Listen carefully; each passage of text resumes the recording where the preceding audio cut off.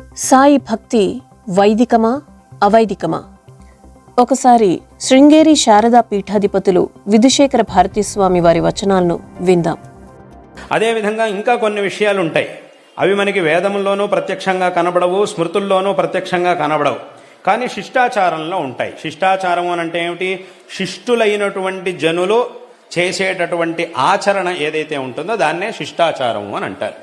శిష్టులైనటువంటి జనులంటే ఎవరు అనంటే, ఎవరైతే ఈ వేదములు శాస్త్రములు వీటన్నిటి యందు ప్రామాణ్య బుద్ధిని కలిగి ఉన్నవారై వాటిలలో చెప్పబడినటువంటి ఆచరణలను తూచా తప్పకుండా చేస్తారో వాళ్ళని శిష్టులు అని అంటారు.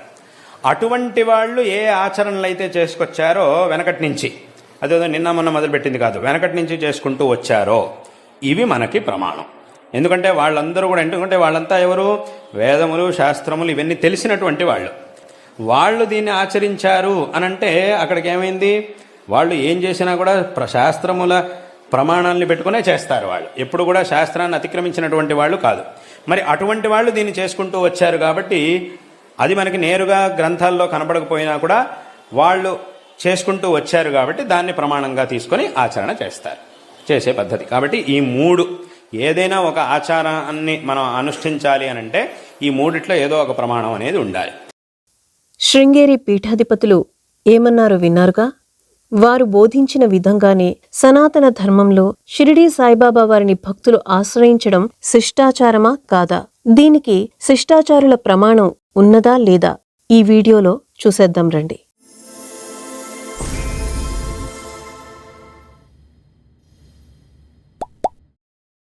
తెలుగువారికి శ్రీ తాడేపల్లి రాఘవనారాయణ శాస్త్రిగారు సుపరిచితులు.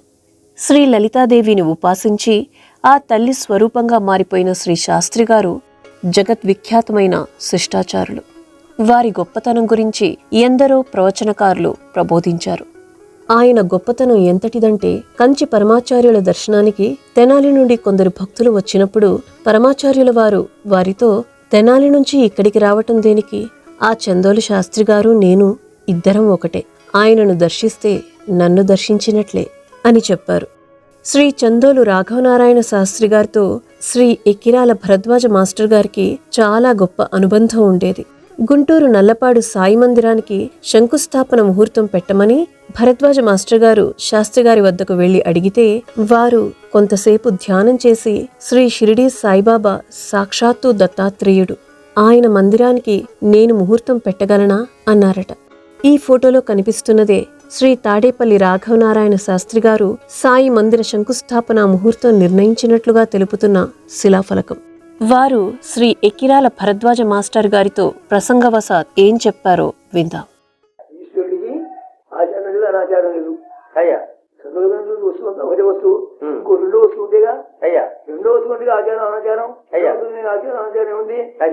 రెండో వస్తువు పుట్టినప్పుడు ఆచారం పుట్టింది. ఇప్పుడు మనం పాటించాలి అంతేగా. ఇప్పుడు మనం ఇందులో ఉన్నాగానే పాటించాలి. ఇందులో కూడా ఆ సాయిబాబు మాదిరిగా, ఆ దత్తాత్రేయుడి మాదిరిగా ఆ స్థితి మనకు వచ్చిందండి. ఇప్పుడు మనం పాటిస్తాం. ఆ స్థితి వస్తే పాటిస్తాం, ఆ స్థితి రాలేదు కూడా పాటించాలి. చేస్తారు తర్వాత అదే. ఎందుకంటే ఎంతసేపు ఆచారం అంటే నువ్వు ఈశ్వరంతో వచ్చిందాకా ఈశ్వరంతో చూడు ఆచారం అనుకో. అది రావడానికి ఆచారం, అది ఏ రకంగా రావాలో ఆ రకం ఆచారం పెట్టారు. అదండి, హిందువు గాని ముస్లిం గాని జ్ఞానావస్థ వచ్చే వరకు ఆచారం పాటించాలి. సాయిబాబాలాగా దత్తాత్రేయునిలాగా ఈశ్వర స్థితి వచ్చాక ఆచారం లేదు, అనాచారం లేదు అంటూ సాయిబాబా వారి స్థితిని చెప్పకనే చెబుతున్నారు చందోలు శాస్త్రి గారు. శ్రీ తాడేపల్లి రాఘవనారాయణ శాస్త్రి గారి ఉపాసనా బలం ఎంత గొప్పదంటే, ఆయన జీవించినన్నాళ్లు వారింట్లో వారి వంట్లో బాలా త్రిపురసుందరీదేవి నడయాడేది. అంతటి వారు బాబావారు దత్తాత్రేయ స్వరూపమని చెప్పటం సాక్షాత్తు ఆ బాలా త్రిపురసుందరీదేవి చెప్పినట్లే. ఆ తల్లి నిన్న మొన్నటివారు కాదుగా. ఆ తల్లి ఎంతటి సనాతనమో, గురుస్వరూపము దత్తస్వరూపము అయినట్టి సాయినాథుడు అంతటి సనాతనం. శ్రీ సిద్ధేశ్వరానంద భారతీ స్వామివారు శ్రీ స్వామివారి గురువు మరియు కుర్తాళం సిద్ధేశ్వరి పీఠ వ్యవస్థాపకులైన మౌనస్వామికి శ్రీ షిరిడీ సాయినాథునితో ఎంతో మహోన్నతమైన ఆధ్యాత్మిక అనుబంధం ఉంది. కనుక కుర్తాళం పీఠం పీఠాధిపతి అయిన శ్రీ సిద్ధేశ్వరానంద భారతీ స్వామివారు ఈ గురు పరంపరను కొనసాగిస్తూ షిరిడీ సాయినాథుని పట్ల ఎంతో భక్తి ప్రపత్తులు కలిగి ఉంటారు. అయితే గుర్తించాల్సిన విషయం, ఆదిశంకరాచార్యుల వారి శృంగేరి మఠ సాంప్రదాయాన్ని అనుసరించి మౌనస్వామి స్థాపించిన పీఠం కుర్తాళ పీఠం. వీరి పీఠంలో షిరిడీ సాయినాథుడు విశేష పూజలందుకుంటారు. నడిచే కాలభైరవుడని భక్తులచే పిలువబడే సిద్ధేశ్వరానంద భారతీ స్వామివారు బాబావారి గురించి ఏం చెబుతున్నారో వినండి. దత్త పరంపర, ఆ దత్తస్వామి యొక్క అవతారమూర్తి అయినటువంటి షిరిడీ సాయిబాబా మా కుర్తాళ పీఠ స్థాపకుడైనటువంటి మౌనస్వామికి చాలా ఆప్తమిత్రుడు. మౌనస్వామి హిమాలయాలలో తపస్సు చేసి దక్షిణ భారతానికి వస్తూ కొద్ది రోజులు ఆయన దత్త షిరిడీ సాయిబాబా దగ్గర గడిపినట్టుగా ఆధారాలు కనిపిస్తున్నాయి. అలాంటి షిరిడీ సాయిబాబాతో కుర్తాళ పీఠానికి ఎంతో అనుబంధం ఉన్నది.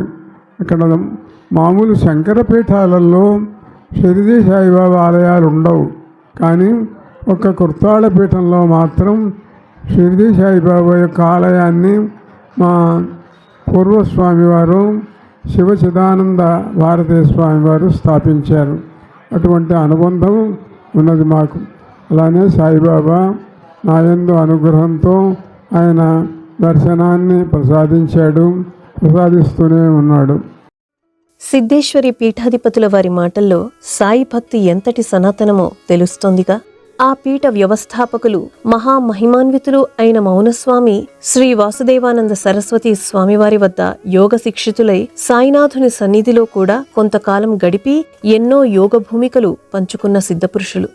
శిష్టాచారంలో ఉన్న మరో గొప్ప యోగి పుంగవులు సాక్షాత్ దత్తస్వరూపులు బాబావారిని సనాతన ధర్మంలోని గొప్ప సద్గురువుగా ఎలా దర్శించారో చూద్దాం.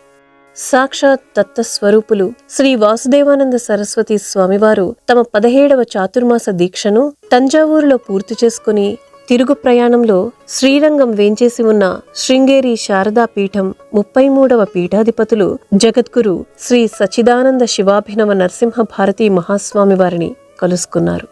శృంగేరి పీఠాధిపతులు శ్రీ వాసుదేవానంద సరస్వతి స్వామిని చూస్తూనే అపరిమితమైన సంతోషంతో ఎంతో సమయం పాటు విరగబడి నవ్వసాగారు. తమ శిష్యులందరితో శ్రీ స్వామివారిని ఇలా శ్లాఘించారు. ఇచ్చటికి వేంచేసిన ఈ స్వామివారి గొప్పతనం మీరు గుర్తించలేదు. వీరి తల్లిదండ్రులు తదేక నిష్ఠా దీక్షలతో శ్రీ దత్తస్వామిని ఆరాధించిన తపోఫలముగా దత్తస్వామి స్వయంగా అవతరించారు. ఆయనే ఈ స్వామివారు.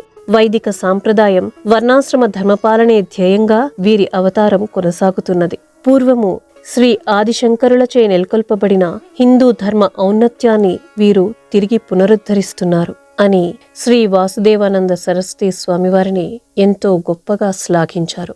అటువంటి శ్రీ వాసుదేవానంద సరస్వతి స్వామివారు ఒకసారి శ్రీపాద శ్రీవల్లభ స్వామివారి జన్మస్థానమైన పిఠాపురం దర్శించి రాజమండ్రిలో విడిది చేసి ఉన్నప్పుడు నాందేడ్ నుండి తమను దర్శించవచ్చిన పుండలీకరావు అనే భక్తునితో సాయిబాబా వారి ప్రసక్తి వచ్చినప్పుడు స్వామివారు తలవంచి నమస్కరించి, సామాన్యంగా సన్యాసులమైన మేము ఎవరికీ నమస్కరించము, కాని సాయిబాబా విషయంలో అలా చేయకపోవడం పొరపాటు అంటూ పుండలీకరావుకి ఒక కొబ్బరికాయనిచ్చి, దీనిని నా నమస్కారాలతో పాటు మా అన్నగారైన శ్రీ సాయిబాబాకు సమర్పించు, నన్ను మరువక ప్రేమతో కనిపెట్టి ఉండమని నా తరపున ప్రార్థించు అన్నారు. ఇక్కడ గమనిస్తే స్వామివారు సాయినాథుని తమ అన్నగా సంబోధించడమే కాకుండా తమ నమస్కారాలు కూడా తెలిపారు. నమస్కారాలు మాత్రమే తెలుపలేదు, ఆత్మసమర్పణ భావానికి సంకేతంగా టెంకాయను కూడా సమర్పించారు. తమను ప్రేమతో కనిపెట్టి ఉండమని ప్రార్థించారు. ఇలా సాక్షాత్తు శృంగేరి శారదాపీఠం యొక్క 33వ పీఠాధిపతి అయిన శ్రీ నరసింహ భారతీ స్వామివారిచే గొప్ప శిష్టాచారులుగా దత్తావతారంగా గౌరవింపబడిన శ్రీ వాసుదేవానంద సరస్వతి స్వామివారు శ్రీ షిరిడీ సాయిబాబా వారిని సనాతన ధర్మంలోని గొప్ప సత్పురుషులుగా గుర్తించి గురుస్థానంలో గౌరవించారు. ఇంతకంటే మరి సాయి భక్తులకి వేరే శిష్టాచారులు చెప్పవలసిన పని ఏముంది? అలాగే శృంగేరి ఆస్థాన పండితులు మల్లాదివారు వారి ప్రవచనంలో సాయినాథుని దత్తావతారంగా ఎంత గొప్పగా శ్లాఘించారో అందరికీ తెలిసిన విషయమే. శ్రీ రాఖాడి బాబా వీరు మహామహిమాన్వితులు గొప్ప సిద్ధపురుషులు అయినటువంటి శ్రీ పూర్ణానంద స్వామివారి గురుదేవులు. అలాగే గణేష్పురిలో సమాధి స్థితులైన భగవత్ సమానులైన భగవాన్ శ్రీ నిత్యానంద స్వామివారి శిష్యులు. తీవ్ర ఆధ్యాత్మిక సాధనలో తప్తమై ఒళ్లంతా బూడిదతో నిండిపోయిన స్వామి గొప్ప అవధూత. వీరి దివ్యశక్తి గురించి ఒక చిన్న సంఘటన చెబుతాను. ఒకసారి ఆచార్య ఎక్కిరాల భరద్వాజ మాస్టర్ గారు శ్రీ సాయి రమణానంద అనే గొప్ప సాధకుల ద్వారా వారి గురువైన శ్రీ రాకాడి బాబా గారిని దర్శించడం జరిగింది. గణేష్పురి దగ్గర అరణ్య ప్రాంతంలో అనసూయ కుండమనే ఉష్ణుకుండం ప్రక్కనే గల అనసూయాశ్రమం దగ్గర తపోమగ్నులై ఉన్న శ్రీ రాకాడి బాబాని దర్శించి ఆ రాత్రికి అక్కడే స్వామి ఆనతితో స్వామి వద్దనే గడిపారు మాస్టర్ గారు. మర్నాడు ఉదయం నిద్రలేచాక స్వామి సమీపంలో కనిపించలేదు. స్వామివారి కోసం వెతుకుతున్న మాస్టర్ గారికి దగ్గరలో గల ఉష్ణుకుండమైన అనసూయ కుండంలో గొంతులోతున కూర్చుని ఉన్న శ్రీ రాఖడి బాబా గారు కనిపించారు. కాని ఆ ఉష్ణకుండంలోని నీరు బుడగలొస్తూ ఉడికిపోతోంది.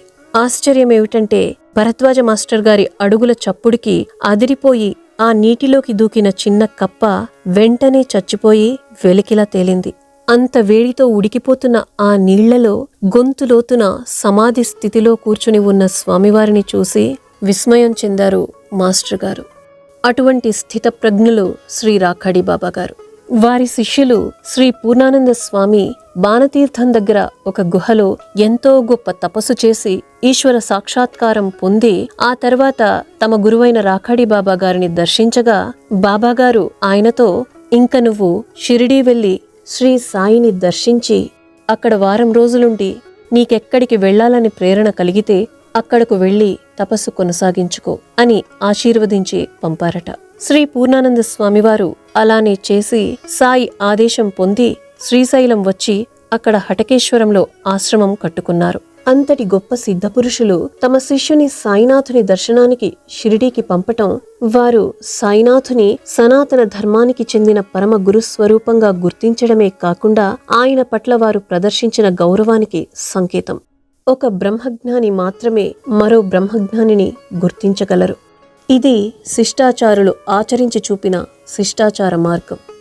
ఇంకా చెప్పుకుంటూ పోతే అపర నిష్ఠాగరిష్ఠులు సాక్షాత్తు శ్రీ వాసుదేవానంద సరస్వతి స్వామి ముఖ్య శిష్యులు అయిన శ్రీ గుళవని మహారాజ్ సాయినాథుడు కేవల సిద్ధపురుషుడు కాదు, సాక్షాత్తు దత్తాత్రేయుని అవతారం అని ప్రస్తుతించారు. ఇలా ఎంతోమంది శిష్టాచారులైన సిద్ధపురుషులు, అవధూతలు సాయి మహిమను గొప్పగా శ్లాఘించారు. సాయి మార్గం మహత్తరమైనదని కొనియాడారు. కనుక శ్రీ శృంగేరి పీఠాధిపతులు చెప్పినట్లుగా వేదాలుగాని స్మృతులుగాని ప్రమాణం చూపించని పక్షాన శిష్టాచారులు ఆచరించి ప్రబోధించిన మార్గాన్ని ప్రజలు స్వీకరించవచ్చని చెప్పినట్లుగా సనాతన ధర్మంలో సాయి మార్గం సుస్పష్టం, సనాతనం.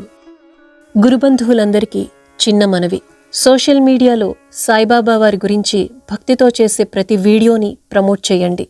బాబావారి గురించి మరిన్ని వీడియోస్ సోషల్ మీడియాలో రావాలి. దానికి ప్రతి సాయి భక్తుడు సోషల్ మీడియాలో ముందుకొచ్చి మాట్లాడటానికి ప్రతి అవకాశము వినియోగించుకోవాలి. కోట్లాది సాయి భక్తులు తమ గొంతు వినిపించాల్సిన సమయం ఇది. తద్వారా ఒక భక్తి ఉద్యమమే పైకి లేవాలి. సాయి భక్తులారా, కదలిరండి. మన గురుభక్తిని చాటుకునే అవకాశం మన ముందుంది. బాబావారి గురించి చేసే ఏ మంచి వీడియో అయినా ప్రమోట్ చేసి మన సమైక్యతని చాటుతాం. జై బోలో సాయినాథ్ మహారాజ్ కి జై. ఓం సాయిరామ్. జై గురుదేవ. శ్రీమాత్రే నమః.